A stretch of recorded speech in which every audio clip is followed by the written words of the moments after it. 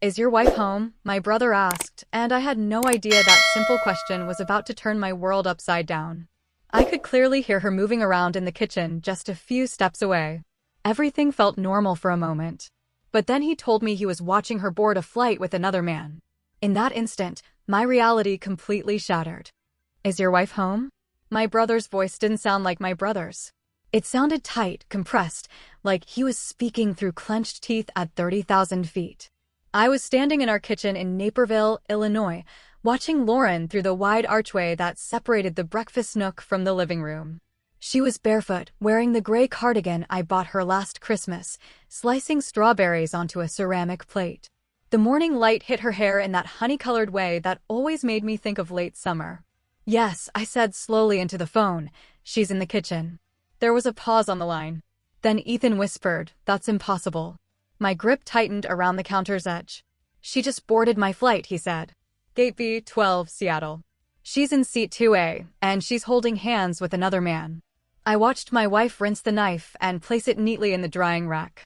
She turned toward me, smiled, and mouthed the word coffee. Behind me, the refrigerator hummed a low, steady tune. In my ear, my brother's breathing went shallow and jagged. "Dan," he said, "I'm looking at her right now." And for the first time in 20 years of investigating fraud, I had no idea which reality I was standing in. My name is Daniel Hart. I am 49 years old, a forensic auditor for a regional accounting firm in downtown Chicago. My entire professional life is dedicated to finding what does not add up. I track embezzled funds, identify shell companies, and follow digital paper trails that people think they have buried. I sit across from men in tailored suits who swear under oath they've done nothing wrong, and I wait patiently for the numbers to betray them. I have always believed in evidence over emotion. I trust the hard data, the verified signatures, and the cold logic of a balance sheet. But that morning, standing barefoot on the cool tile floor of our kitchen, watching my wife of 16 years slice fruit for breakfast, evidence and emotion collided in a way I couldn't categorize. "Ethan," I said carefully, keeping my eyes fixed on Lauren, "are you sure?" A faint crackle of cockpit interference answered me before he spoke again. "Blue wool coat," he said. "Her hair is pulled back. She's got that leather tote she carries to board meetings." She's laughing at something the guy next to her said. He's got his hand on her knee. Lauren set the strawberries down and reached for 2 mugs. The ceramic one with the chip on the rim was mine. The one that said "Choose kindness" was hers. "Daniel," Ethan pressed, "talk to me." I swallowed hard, feeling a lump of lead in my throat. "Send me a picture." "You know I can't," he hissed back. "Just one," I urged. "Keep it discreet." Another long pause followed. Then, "Give me a minute." Lauren walked toward me, holding out my mug with a gentle expression. "Who is that so early?" she asked. "Ethan," I replied, surprised at how steady my voice sounded despite the roar in my ears. "Pre-flight nerves." She smiled warmly. "Tell him to fly safe." Her hand brushed my arm as she passed. The contact was warm, familiar, and undeniably real. My phone vibrated in my palm. A photo. I opened it with hands that didn't shake. Years of depositions had trained that physical response out of me. The image was slightly angled, taken from behind a half-closed cockpit door. But even with the blur of cabin lighting and the artifacts of digital compression, I saw her. The blue wool coat, the leather tote, her hair pulled back in a low, elegant knot. She was leaning toward a dark-haired man in a navy blazer. His fingers rested casually on her knee, an unguarded intimacy that made my skin crawl. She laughed at something he had said, her head tilted in a way I had memorized over 16 years of marriage. It was Lauren, or someone who wore her face perfectly. "Dan," Ethan murmured, boarding door just closed. In the kitchen, my wife reached for the cinnamon and sprinkled it over the strawberries. I lowered my voice to a whisper. "What time is takeoff?" 10 minutes, he answered. "Text me the tail number and the guys." Description. "You think this is a twin situation?" he asked, a note of disbelief finally creeping into his voice. "I think," I said, forcing logic over the rising tide of panic, "that I need more data." Lauren looked up, sensing the change in the room. "Everything okay?" "Yeah," I said, slipping my phone into my pocket. "Clients are just anxious about a quarterly review." She walked over and kissed my cheek. "You work too hard," she said. The irony of those words nearly made me laugh out loud. Ethan texted again. Flight 4472, 8:10 departure. Guy is mid-40s, athletic build, no wedding ring. They're very comfortable together. I watched Lauren stir her tea clockwise. She always stirred clockwise. 3 turns, then she would tap the spoon twice on the rim. It was a ritual as ingrained as muscle memory. You want eggs too? She asked. Just coffee, I replied. She studied my face for a second longer than usual. You look pale, Daniel. I didn't sleep great, I lied. That audit? Something like that, I told her. She nodded, accepting the explanation without further question. I stepped away under the pretense of taking another call and moved into my home office, closing the door softly behind me. My mind did what it always did in a crisis. It built columns. Column A was the Lauren in the kitchen, observable, tangible, and breathing. Column B was the Lauren on the plane, photographic evidence provided by an independent witness. These were 2 mutually exclusive realities. Unless, my phone buzzed again. Ethan sent a short message. They're taxiing. I'll call after landing. I stared at the image on my screen, zooming in as far as the resolution would allow. I looked at the angle of her jaw, the small crescent-shaped scar near her left eyebrow from a childhood bike accident, and even the gold band on her ring finger. Except as I zoomed further, I noticed a detail. The ring looked identical, but Lauren had her wedding band resized last spring. The jeweler had added a thin platinum lining inside for comfort. In the photo, even with the blur, I couldn't see that lining. I exhaled slowly. This wasn't a time for screaming or throwing plates. This wasn't a time for accusations in the kitchen. This was an anomaly, and anomalies required verification. Lauren knocked lightly on my office door and peeked in.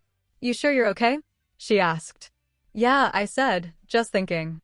She stepped inside and rested against my desk, crossing her arms. About numbers?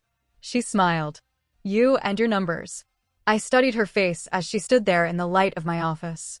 The faint freckle on her cheek, the tiny indentation near her lip when she suppressed a laugh. If this wasn't Lauren, then someone had studied her with anthropological precision. My phone vibrated once more. It was a text from an unknown number. Check your front door camera. A cold wave slid down my spine. Lauren was still standing right in front of me. Give me a second, I said quietly. I opened the security app on my computer. The live feed showed our front porch was empty, but the playback icon flashed. There was a motion alert from 20 minutes ago, right before Ethan's call. I pressed play. The footage showed Lauren stepping out of our house. She was wearing a blue wool coat and carrying a leather tote, her hair pulled back in a low knot. She closed the door softly behind her. The timestamp reads 7:12 a.m. The current time was 7:38 a.m. Behind me in my office, Lauren cleared her throat gently. Dan? You've sunken into yourself. I turned around slowly. She was still there. And for the first time in my life, I couldn't tell which version of my wife was real. When you spend 2 decades auditing deception, you learn something most people never have to confront. The truth rarely explodes. It shifts quietly and subtly, like a painting that's been hanging straight for years until one morning you notice it's tilted half an inch to the left. Lauren followed me back into the kitchen after I left the office. The strawberries were plated, the cinnamon was evenly dusted, and the tea was steeped to her exact preferred shade of amber. She moved through our shared space with an unstudied ease. She opened the dishwasher, closed it, and adjusted the blinds a fraction to block the glare on the granite countertops. If this was a performance, it was award-winning. Did Ethan calm down? She asked casually. He will, I said, watching her reflection in the stainless steel of the refrigerator. He always does. She smiled, but the expression didn't quite reach her eyes. That was new. Not dramatically new, and certainly not enough evidence for a jury, but it was enough for me. Lauren had expressive eyes. They softened when she was amused, darkened when she was annoyed, and sparkled when she was trying not to laugh at one of my dry accountant jokes.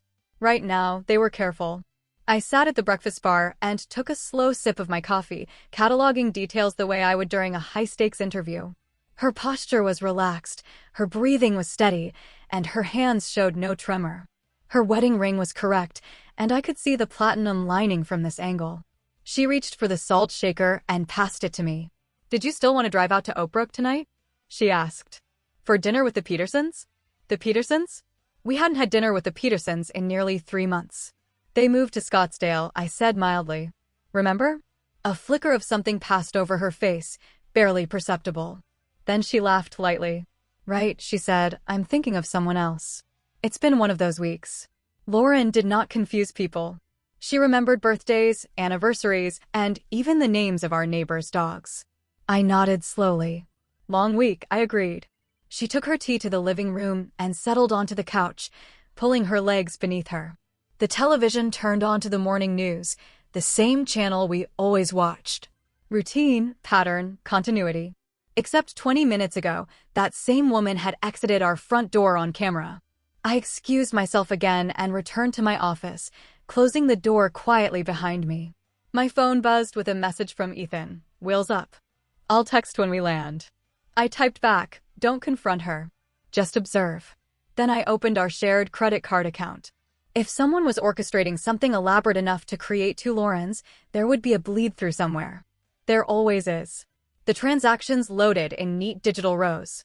Groceries, utilities, a gas station, a non-profit lunch meeting. Except 3 weeks ago, there was a charge for the Westin O'Hare for 2 nights, totaling over $1,000. My stomach tightened. That weekend, Lauren had told me she was at a board retreat in Milwaukee. I pulled up my calendar to verify. Milwaukee nonprofit retreat, Friday through Sunday. But Milwaukee was 2 hours north and O'Hare was 20 minutes east. I kept scrolling through the history. There was a dinner at RPM Steak on a Tuesday night when she told me she was volunteering late. There were rideshare charges at 11:47 p.m. and another hotel charge at a smaller boutique property near Midway. Individually, each charge could be explained away. Collectively, they formed a pattern of small inconsistencies that stayed just under the threshold of suspicion, the kind of financial siphoning I'd seen in countless divorce cases. My phone vibrated again. It was Maya, my colleague and a brilliant researcher. I answered immediately. You sound like someone who just found termites in the foundation, she said without a greeting. I might have found something worse, I told her. Start talking. I described Ethan's call, the photo, and the door camera footage. There was a long silence on her end of the line. Okay, she said finally. Either your wife has perfected quantum physics or someone is manipulating your perception. I don't believe in impossible explanations, I said. Good, she replied, because neither do I. Could the footage be altered? I asked. Sure, but not easily and not without a strong motive. And someone boarding a plane who looks identical? She exhaled slowly. Daniel, are you absolutely certain the woman in your kitchen right now is Lauren? The question hung there in the air. I married her, I said quietly. That's not what I asked, Maya countered. I looked through the crack of my office door. Lauren was curled on the couch, scrolling through her phone. She looked up suddenly as if sensing my gaze. For half a second, our eyes met, and I felt something I couldn't quantify. Distance. She knows things only Lauren would know, I told Maya. Does she? Maya pressed gently. Or does she simply know the script? I closed the door fully this time. Check her phone, Maya continued. Look at location services and login history. See if anything has been toggled recently. I opened the shared Apple ID dashboard on my computer. Location sharing had been disabled 3 months ago. I frowned. Lauren never turns that off, I muttered. What else? I checked the email forwarding settings. There was an auto-forward rule created 92 days ago. All financial correspondence was being forwarded to an unfamiliar Gmail address. My pulse quickened. Maya, I'm here, I said.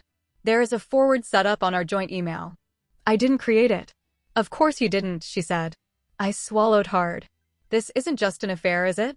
No, she said softly. Affairs are emotional. This feels logistical. In the living room, Lauren laughed at something on her phone. It was a soft, natural sound. But Lauren rarely laughed alone. She usually read me the joke or showed me the meme. This time she didn't. Maya, I said quietly, if someone wanted to move assets quietly before a divorce, how would they do it? Small withdrawals, loans against retirement accounts, changes to beneficiaries, and identity confusion to buy time, she listed. I opened our retirement account portal. There was a pending beneficiary update request from 2 weeks ago to an unfamiliar name, Jason Cole. That was the name from Ethan's description of the man on the plane. I felt the world tilt slightly beneath me. Maya, I said, my voice flattening into the clinical tone I used during depositions. I need you to run a background on Jason Cole immediately. Send me everything you find. I ended the call and stepped back into the living room. Lauren looked up at me. You look like you're thinking too hard, she teased. Occupational hazard, I replied. She patted the seat beside her. Come sit, she said. You've been distant all morning. I sat down close enough to smell her perfume and feel her warmth. Close enough to wonder whether I was sitting next to my wife or a woman who had studied her long enough to pass. She rested her head lightly on my shoulder. I love you, Daniel, she said. The words were perfectly delivered and the tone was flawless, but something inside them felt rehearsed. My phone vibrated again. Ethan, landing in 20. She's still here. Same guy. They're not hiding it. I stared straight ahead at the muted news ticker. Beside me, Lauren squeezed my hand gently, and I realized with chilling clarity that whoever was on that plane and whoever was sitting beside me, they were both moving according to a plan, and I was the only variable they hadn't accounted for. The shrimp hit the smoking pan, the sound of their searing flesh nearly drowned out by the static roar in my ears. I stood at the kitchen island deaning them with hands that remained unervingly steady, a byproduct of 20 years spent staring down white-collar criminals. I hadn't bought shellfish in years. The fishmonger at Mariano's had even paused, noting my long absence from his counter. I told him it was a simple change of taste, but it was a calculated risk.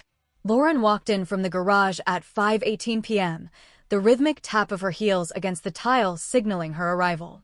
Smells good, she called out, her voice floating through the house with a practiced warmth. Garlic and butter were already beginning to sizzle, a scent that should have been a warning to the woman I married. She leaned against the doorway, watching me work with a look of mild curiosity. You're full of surprises today, she remarked. You said. Salmon earlier, I replied, keeping my eyes fixed on the pan. I did, she said, but I felt like something different. She crossed the room slowly, her movements fluid and graceful, before resting her hands on the back of a dining chair. For a split second, I caught a flash of pure calculation behind her eyes, a hunter gauging the terrain. You remembered I don't eat shrimp, right? She asked lightly. There it was, the correction. But it was too clean, too precisely timed, like a line delivered on a stage. Yes, I said evenly, the mild allergy. Nothing serious, she smiled, but still not worth the risk. As the shrimp sizzled louder, my phone vibrated in my pocket. A text from Ethan. They're at the Edgewater Hotel in Seattle. Checked in together. Room 1207. I felt the numbers of this fraud finally align in my head.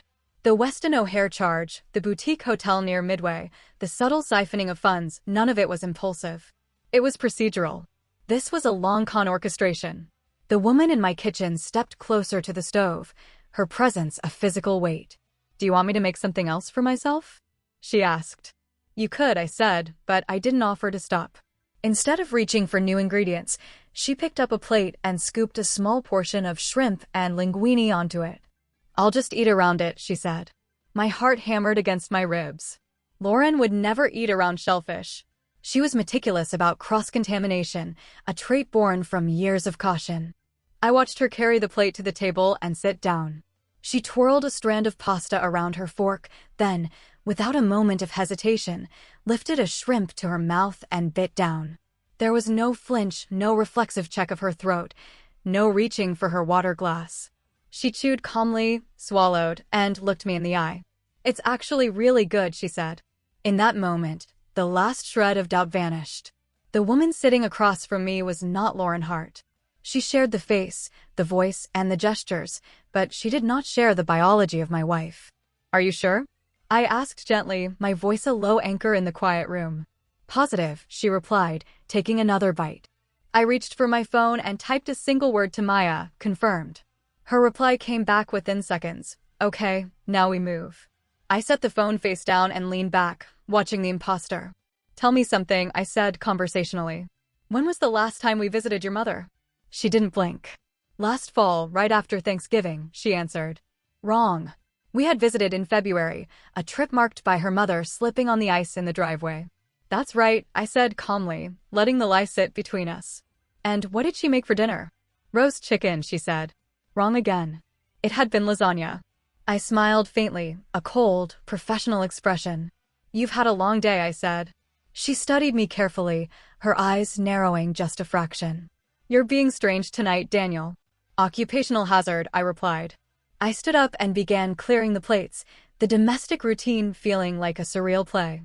She rose too, carrying her half-eaten meal to the sink. There were no hives, no swelling, no signs of the respiratory distress that should have been taking hold. As she rinsed her plate, I caught sight of her left hand again. The wedding ring was there, the platinum lining visible. But then I saw it, a faint indentation on her finger, a ghostly mark where a different ring had been worn recently. "Everything okay?" she asked, catching my stare. "Just thinking," I said. She dried her hands and started toward the living room, mentioning she might take a bath to help with a headache. As soon as the bathroom door clicked shut and the water began to run, I moved with the speed of a man who knew exactly how much time he had left. I went straight to the bedroom jewelry box. Under the velvet tray, there was a small envelope where Lauren kept her resizing receipts. It was gone. I checked the closet. The blue wool coat with silver buttons was still there, untouched. This confirmed it. The coat in the airport photo wasn't ours. This was a total impersonation. My phone buzzed again. Ethan's voice was a whisper over the line. "They're having dinner downstairs. Hotel restaurant. Very intimate. No sign of concealment." "Get me a photo of his face," I commanded. 2 minutes later, the image arrived. Jason Cole. He was in his late 30s, athletic, clean-shaven, wearing an expensive watch and radiating confidence. I forwarded the photo to Maya with a 3-word instruction: dig deep. Her response was immediate. She was already on it. The sound of the bathwater shut off. I slipped back into the kitchen, leaning against the counter just as she reappeared wrapped in a robe, looking serene and entirely untouched by the crisis unfolding around her. "Feel better?" I asked. "Much," she said, crossing the room to kiss me. Her lips lingered half a second too long, a performance of affection designed to ground me. "Testing, Daniel?" she said quietly. "Are you happy?" The question was a probe, a way to calibrate my mood. "Yes," I replied. She searched my face, then added hypothetically, "If something changed, would you fight for us?" It wasn't a question of love, it was a tactical inquiry. "I always fight for what's mine," I told her. Her eyes flickered, but she simply nodded and headed toward the bedroom. I waited until the door closed before calling Grace Mallery. Grace answered on the second ring, her voice sharp. "You don't call me at 8 p.m. unless something's on fire." "It might be," I replied. I told her everything. The financial irregularities, the beneficiary changes, and the identity confusion. Grace was silent for a long beat. "Do you have documentation?" she asked. "Yes." "Then you do not confront her," she warned. "I wasn't planning to," I said. "You freeze your credit first thing in the morning and secure the joint accounts, Daniel. Gather everything quietly. If this is coordinated, speed is your only advantage." I ended the call and sat alone in the dim light of the kitchen. In Seattle, a woman who looked like my wife was dining with Jason Cole. Upstairs, a woman who ate shrimp without consequence lay in my bed. 2 Laurens, 1 marriage, and a plan that had been unfolding for months. My phone vibrated one final time that night. Maya's message was chilling. Jason Cole isn't just a consultant. He specializes in asset extraction schemes targeting high-income couples. "Daniel, you're not just being cheated on. You're being prepared." I stared at the screen for a long time. Prepared for what? Divorce? Bankruptcy? Disappearance? Upstairs, the bedroom light clicked off. For the first time in 16 years, I locked my office door before going to sleep. I didn't sleep. I lay beside the woman who wore my wife's face and listened to her breathing, waiting for a crack in the rhythm. She turned once, murmuring something unintelligible before settling back into a deep sleep. My Lauren had always been a light sleeper, shifting frequently and waking at the smallest creak of the floorboards. This woman slept like someone with nothing to lose. At 2:14 a.m., I slid out of bed and returned to my office. Maya had sent a full file. Jason Cole, born in Phoenix. Minimal employment until 32, then a string of short-term consulting gigs tied to financial restructuring. 2 of those companies dissolved under quiet litigation. No criminal record, but the pattern was there: high-income households, complex assets, and sudden marital discord. Within 6 months, the money would vanish offshore. It was a perfected system of extraction.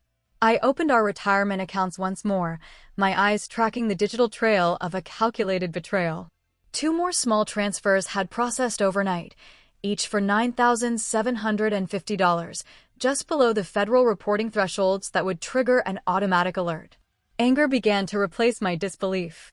It wasn't just the affair, it was the cold, mathematical precision of it all. 16 years of partnership had been reduced to a spreadsheet strategy, a series of diversions and siphoning. At 6:03 a.m., Ethan texted, "They're still in Seattle. Same room. No separation." I typed back a short command, "Stay out of sight." I needed to see the digital picture more clearly, so I accessed our joint Google account again. There it was, a second device login at 1 a.m. Chicago time, with the location tagged as Seattle.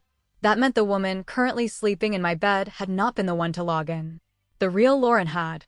It confirmed my suspicion that the woman upstairs was not operating alone. She was a gear in a synchronized system. At 7:18 a.m., she walked into the kitchen dressed in a cream blouse and navy slacks. She poured her coffee in silence. "You're up early," she noted. "Couldn't sleep," I said. "Work stress." She studied me over the rim of her mug. "You're different today, Daniel." "Distracted." "Daniel," she said, setting her mug down with a deliberate click, "if something were wrong between us, you'd tell me, right?" The phrasing was a trap. Not if something wrong, but if. I leaned back in my chair, meeting her gaze. "Lauren," I said evenly, "when was the last time you went to Seattle?" She didn't blink. "Last year for a conference." "Which hotel?" I asked. She hesitated for a fraction of a second. "The Sheraton downtown." Ethan had already told me the truth, the Edgewater Hotel, room 1207. I nodded slowly. "You ever stayed at the Edgewater?" "No," she replied instantly. Just flat denial. My phone vibrated with a message from Maya. She had pulled hotel security footage from Seattle. The image loaded. It was Lauren, undeniably the real Lauren, checking into the Edgewater with Jason Cole. She was wearing the blue coat with gold buttons. Her hair was styled slightly differently than the woman standing in my kitchen, a small but distinct detail. And on her left hand was a duplicate wedding band, slightly thicker than the original. The Lauren upstairs wore the real ring. The Lauren in Seattle wore the copy. This was premeditated duplication. I looked up at the woman in front of me. "What are you thinking?" she asked. "Just about continuity," I replied. She smiled faintly. "That sounds ominous." "It's just accounting," I said. She stepped closer. "Daniel, are you happy?" It was that emotional gauge again. "I am," I said calmly. "Are you?" She hesitated, then nodded. "I have an idea," I told her. "Let's invite everyone over this weekend for our anniversary." She blinked, her memory bank hitting a snag. "Our anniversary isn't until October," she said. "Correct," I thought. She had answered reflexively because she had studied the facts. "Early celebration," I shrugged. "Spontaneity is good for marriage." "Who would you invite?" she asked.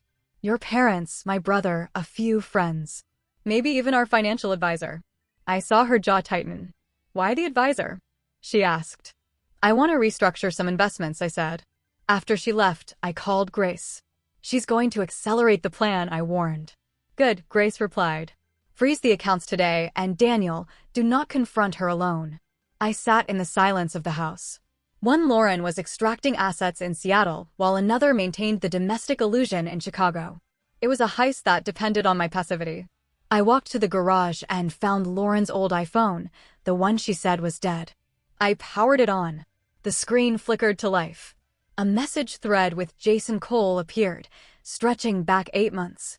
"We'll finalize the beneficiary changes before he notices," one message read. Marcus confirmed the duplicate ring arrived. The final piece locked into place. This was identity theft and stage replacement. My phone buzzed again. Maya had found 2 passport scans tied to Lauren's ID, the original and a recently issued replacement. 2 passports, 2 rings, 2 locations, and only one woman who had actually married me. I stood still in the quiet home. Kindness wasn't the currency here. Assets were. If they thought I was just an unsuspecting husband, they had miscalculated. I understood how to audit deception. By Friday, everything was in motion. Grace filed emergency notices with the banks, and Maya set digital tripwires on every account. Sunday evening arrived. Seattle Lauren landed at O'Hare at 7:48 p.m. Ethan tracked her as she messaged Jason Cole before they split up at baggage claim. At 8:03 p.m., The silver Volvo pulled into the driveway. The woman who had been living in my house all week was still inside when the front door opened and the real Lauren stepped in, wearing the blue coat and carrying the leather tote. She stopped dead when she saw her double in the hallway. For the first time, the mask of composure shattered into pure shock. They stared at each other, mirror images, yet different. "You weren't supposed to be back until tomorrow," the imposter hissed. My real wife closed the door. "I think we need to talk," she said. The imposter looked at me, then back at Lauren. "You told him?" she asked. Lauren's eyes flicked to me with fear, not guilt. "I told him nothing," she replied. "You were supposed to handle the transition cleanly." "Transition of what?" I asked. Seattle Lauren inhaled sharply. "Daniel," she said, her voice familiar and unpracticed. "You've been stealing from me," I said. The imposter laughed softly, trying to play it off. "Daniel, you're overreacting."